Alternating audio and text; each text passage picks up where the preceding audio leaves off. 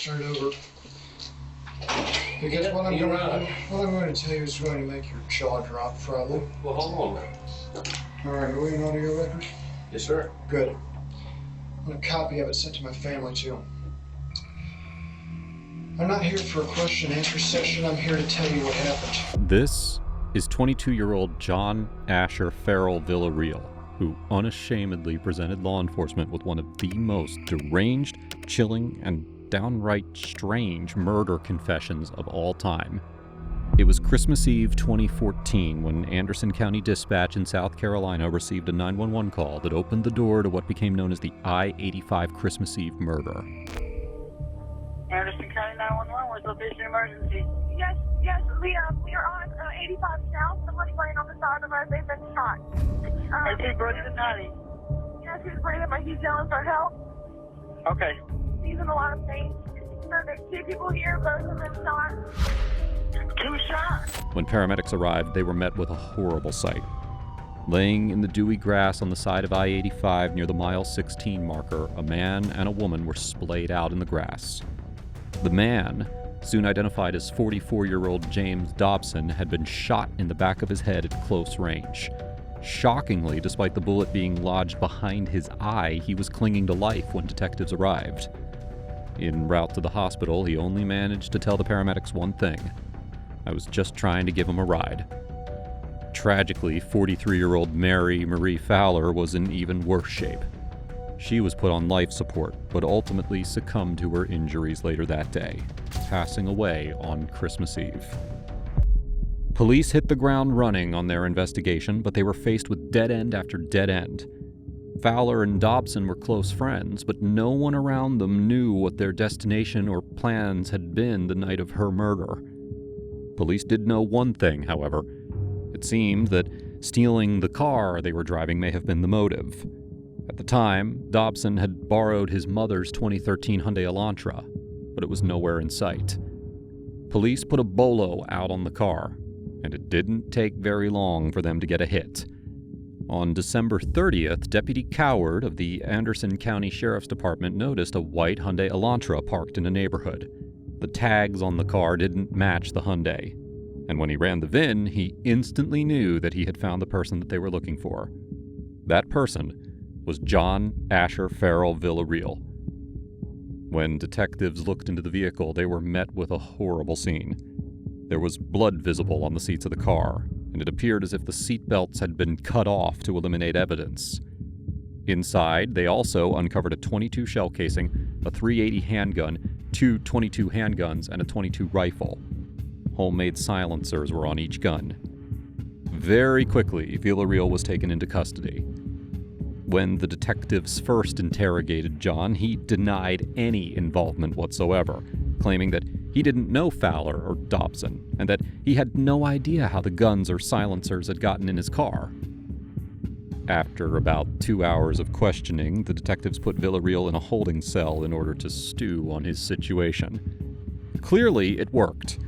Just as one of the detectives was preparing to leave for the day, they were urgently called back in. Now, Villarreal wanted to talk. This isn't uncommon after criminals are left alone with their thoughts. But what is unusual, however, is how callously Villarreal reveals his own. We'll leave this door open since it gets burning hot in here. Yeah.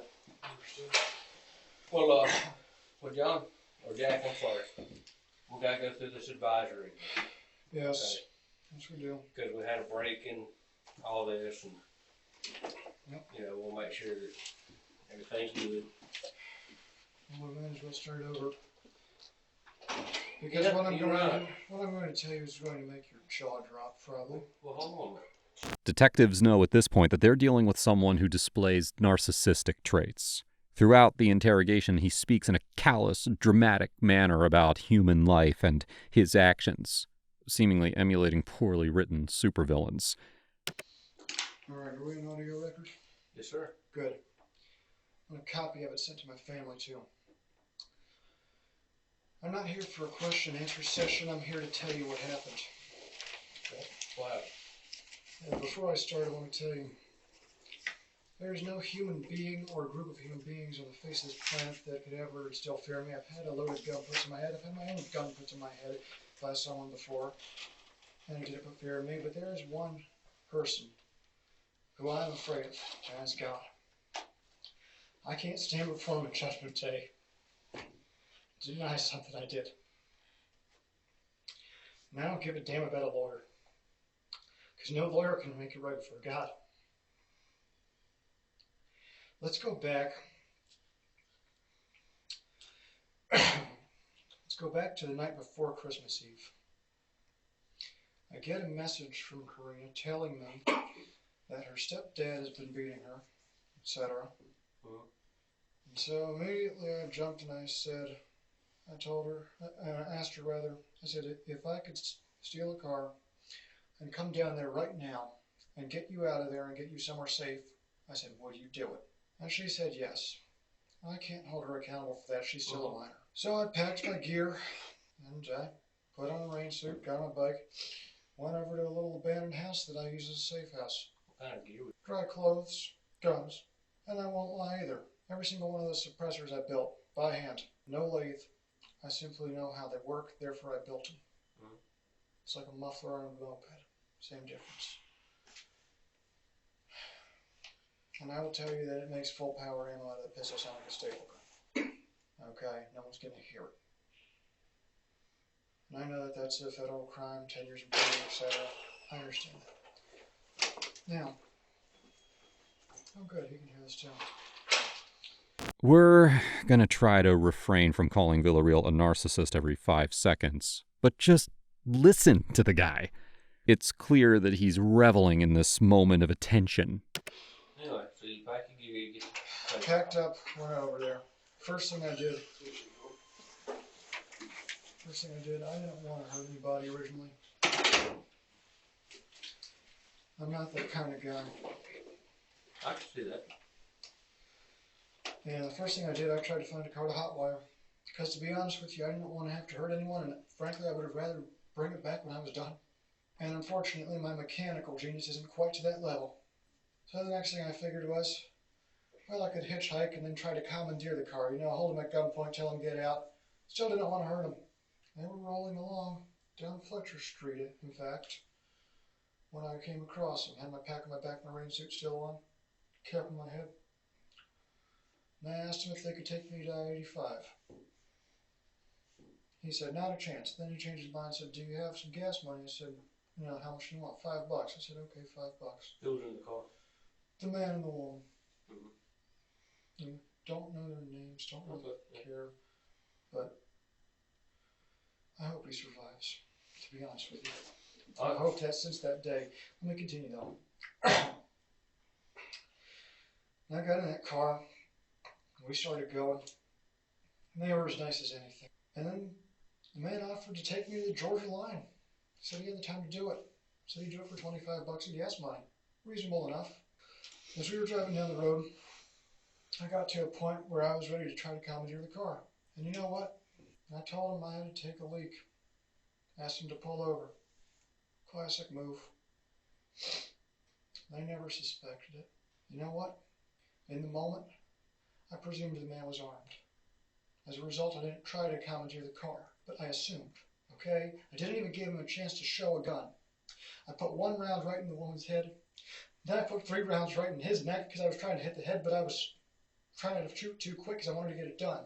Didn't really want to shoot him, didn't really want to do it, and I did it. You're sitting here directly in front of me, head rests in between. The first thing you do is tell yourself, don't think about it, don't feel. Because you can't do it if you think, because you know it's wrong. And you take aim, perfect aim, boom.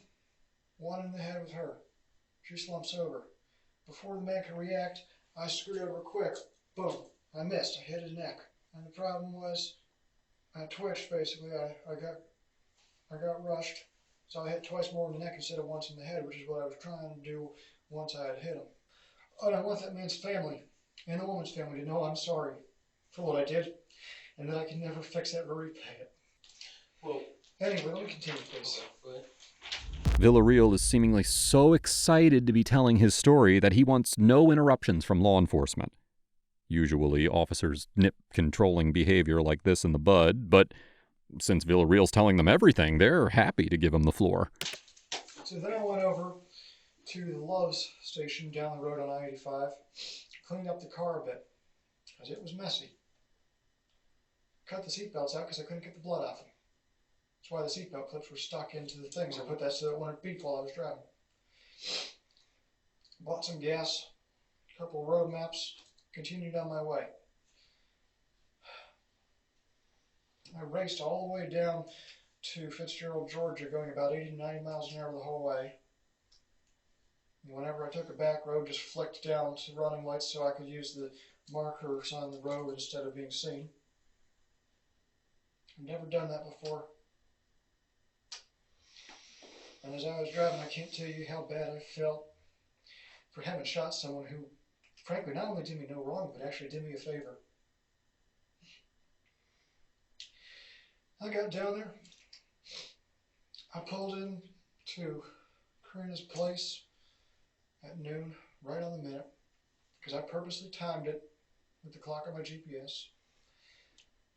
I pulled in, and first thing I did, she came out, I told her to get her stuff and get in the car because we were leaving.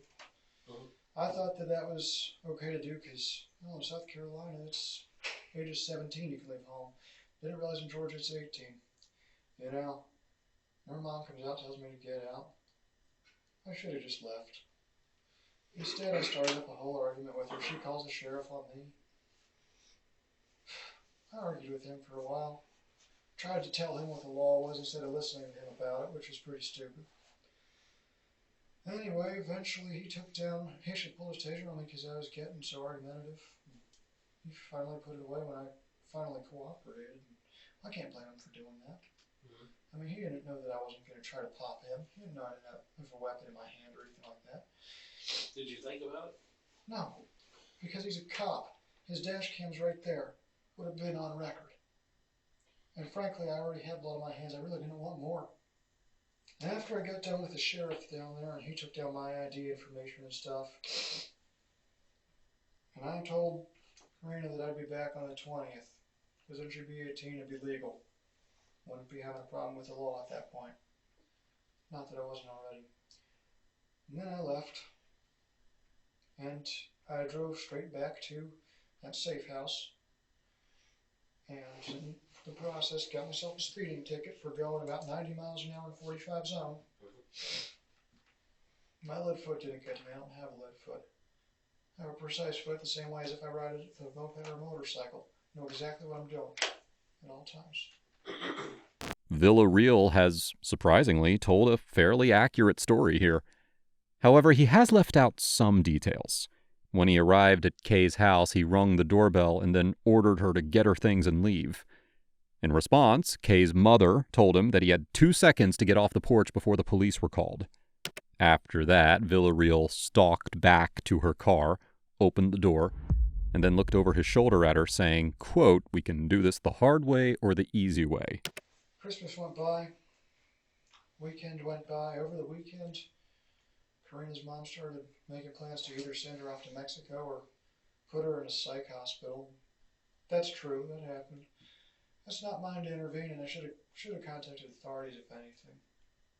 But once again, got into that mode where you think that you're the outlaw lawman, that you can do whatever you want as long as no one sees you. God sees everything. And so I told her that I'd be down there Tuesday night at midnight. The reason I packed up all those guns, by the way, you ever find that Bursa Thunder 380? What's that? Under the driver's seat. Wanted to look there. Now you'll look there, you'll find it. That's my personal defense weapon. I use hollow cavity bullets for a reason. Makes an impact like a 45 12-inch penetration at 10 feet. Tested on with ballistic gel and meat. Anyway, so now you know there were 4 guns, not 3. Okay? Had all my stuff locked, cocked, ready to rock as you found. Because frankly, I expected that when I got down to Karina's place again, I expected someone to pull a gun on me. Okay? And I expected at that point to go ahead and just whack everybody in there and try not to think about it. you still think about it. You still don't want to do it. Mm-hmm. I'm glad I didn't do it, because then I'd have 3 more bodies on me. 2's too many. Were you gonna whack Karina too? No. Oh. I was trying to get her out. I was trying to rescue her. Well, you said 3 bodies. That's what I was trying to. Mother, stepfather, and older brother.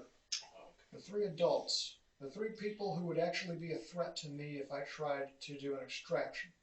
Okay? In terms of pulling somebody out, it's called a wet extraction because it's bloody. Alright? This is the first point in the interrogation where Villarreal seems to be angry with the detectives. Their mere suggestion that he would kill Kay seems to upset him greatly, though he has no problem killing 5 other people to get to her. It's not unusual for criminals to have their own strict code of twisted justice. In this case, it seems that anyone was fair game to kill in his quest to be Kay's hero. I didn't want to be a killer. The only people I ever wanted dead were child molesters and stuff like that. Okay, because of what they do. Drug dealers. Because of what they do, they ruin lives.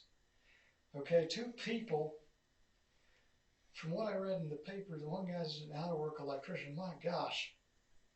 He's already got it bad enough. What about the 380 shell casing in the car? Is a 380 shell case in the car? Don't know, because I didn't fire a 380. Because once I realized that I'd hit him in the neck, I realized he might survive. I kept praying. And I kept praying for forgiveness. And the thing is, the Lord can't give forgiveness if you don't tell the truth. If you lie about it, you're going to hell. Were you gonna tell Ryan about it this morning? I was going to, and I couldn't. Because it's been eating you up inside. It does. You kill someone who didn't try to hurt you first, and it does. I figured that's why you were at Ryan's this morning. You needed an outlet. Yeah.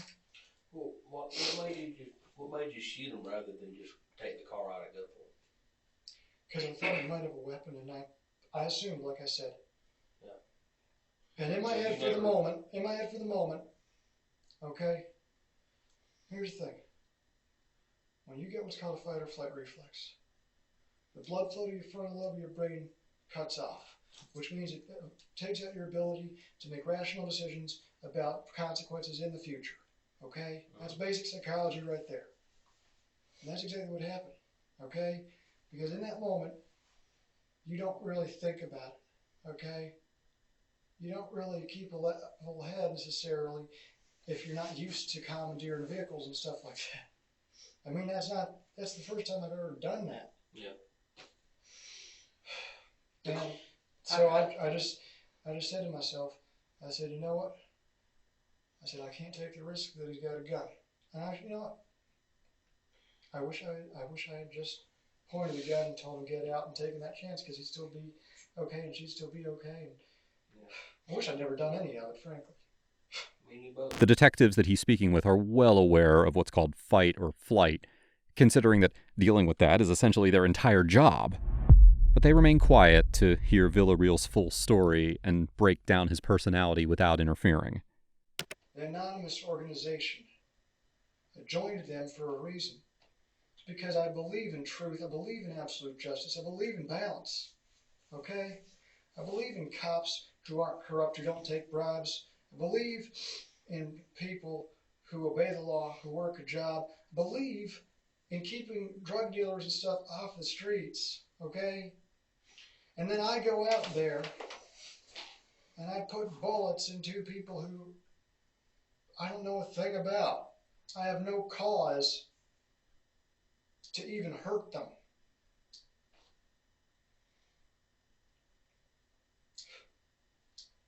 Did they say anything? As far as what? Other than just friendly general conversation and whatnot? When you shot her, did he say anything? I shot him before he could say anything. I'm not slow with a gun. Villarreal's strong religious beliefs and distrust of the government seems to be shared by his family. After his arrest, his mother made several statements that she wished he had gone to church more, and that, in her own words, quote, He had not allowed Christ to be formed in him the way Christ needed to be formed in him. On January 2nd, about a little over a week after the murders, his mother posted on Facebook, quote, "I believe my son was intentionally targeted through cyber manipulation." My family thought that I had gone on some kind of rescue op with the militia to save someone from some gangsters or something. That's what I told them. So I lied there too. I did that over the weekend because I needed gas money for the trip on Monday. It was $100 that I borrowed. And I lied to them too, because I told them that I was going to be working with law enforcement to deal with the situation, and instead I was taking matters in my own hands. Do they believe that stuff? Yeah. Yeah, they did. Because the thing is, they trust me. Because I haven't lied to them in the past about things. Have you gone in and rescued people held by gangs? No. No. No. The only thing I've ever done is planned things or organized things. I've sat behind the scenes when things happen. I've never actually been an active member of it. And that's probably why I didn't know the right way to do it. Probably why I didn't know the right way to deal with this. You know, it's simple. If Karina wanted out of there, all I would have had to do was tell her, look, wait till you're 18 years old, because she turns 18 on January 19th. That's not that long. Wouldn't have been hard to wait till the 20th. I could have said, look, I'll get a friend to. The one thing that I hope is that the judge and the jury understand that, frankly, the only reason I don't want the death penalty, because I deserve the death penalty for what I did. I'm not going to lie about that. The one reason I don't want it is because I want an opportunity to teach others where that line is that you never cross. And I would like an opportunity one day, if I ever get out of jail, to make a good ending to my life. What do you mean by that? Do something good with my life. Actually have my own business, something like that. That's what I wanted all along. My reason I took the bicycle assembly job at Walmart was because I wanted to open my own bike shop. It's not going to happen now. Every now and then, you see so many movies about assassins and whatnot. You read so many novels and all this stuff, and you start forgetting the difference between reality and fantasy.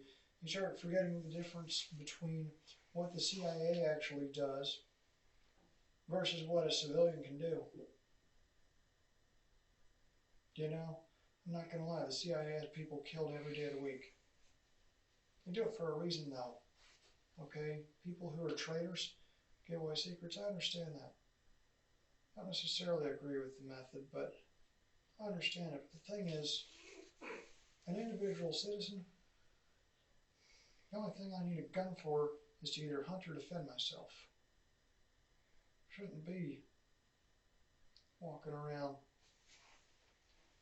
thinking about, well, how would I take this person out, etc. I mean, the only thing I need to think about taking out is someone who actually pulled a weapon on me. It would have been better if it stayed that way in my mind. But you start seeing a gun as a tool for power, especially when it has a suppressor.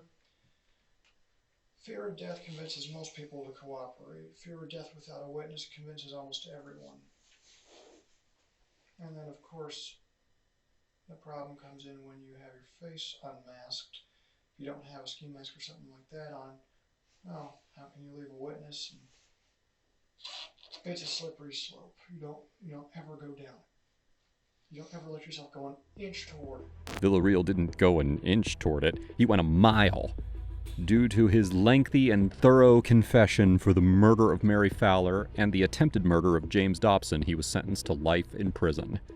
At his trial, Dobson, who was still recovering, made a statement from his wheelchair. I'd like to understand why did you do what you done? Why? Villarreal has struggled behind bars, being reprimanded in 2020 for disrespect, and in 2022 for possession of a cell phone, which lost him television privileges for a year, and visitation and phone privileges for 120 days.